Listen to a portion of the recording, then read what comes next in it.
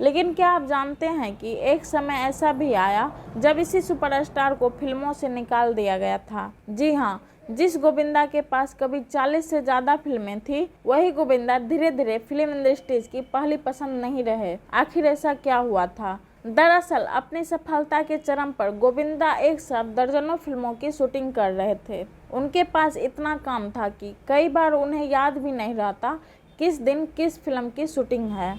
कहा जाता है कि वे अक्सर शूटिंग सेट पर देर से पहुंचते थे। कई बार प्रोड्यूसर और डायरेक्टर उनका घंटों इंतजार करते रहते। शुरुआत में लोग उनकी स्टारडम की वजह से सब कुछ सहन करते रहे, लेकिन धीरे धीरे इंडस्ट्रीज में उनकी छवि खराब होने लगी। मैं कहा किसके बाप के अंदर ताकत है, मुझसे कहो कि साला 5 शिफ्ट करे और वो टाइम इसी बीच बॉलीवुड में एक नया दौर शुरू हो चुका था।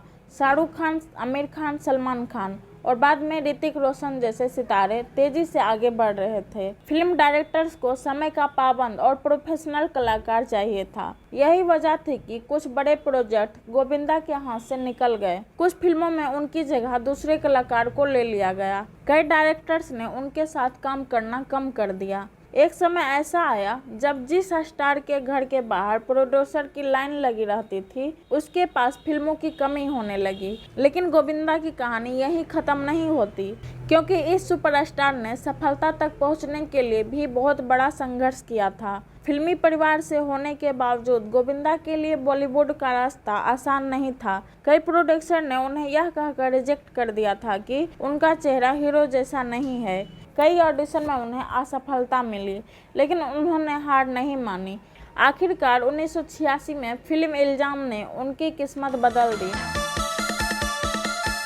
फिल्म का गाना स्ट्रीट डांसर इतना लोकप्रिय हुआ कि गोविंदा रातों रात स्टार बन गए। इसके बाद उन्होंने लगातार हिट फिल्मों की लाइन लगा दी। राजा बाबू, कुली नंबर 1, हीरो नंबर 1, साजन चले ससुराल, दुल्हे राजा, बड़े मियाँ छोटे मियाँ जैसी फिल्मों ने उन्हें 90 दशक का सबसे बड़ा एंटरटेनर बना दिया। अब बात करते हैं उनके बचपन की। गोविंदा का जन्म 21 दिसंबर 1963 को मुंबई में हुआ था। उनके पिता अरुण आहूजा अभिनेता थे। उनकी मां निर्मला देवी एक मशहूर गायिका थी। लेकिन जब गोविंदा छोटे थे तब उनके पिता की कई फिल्में फ्लॉप हो गई। परिवार आर्थिक संकट में आ गया। एक समय ऐसा भी आया था जब घर की हालात बहुत खराब हो गई थी। गोविंदा ने बचपन में गरीबी और संघर्ष को बहुत करीब से देखा।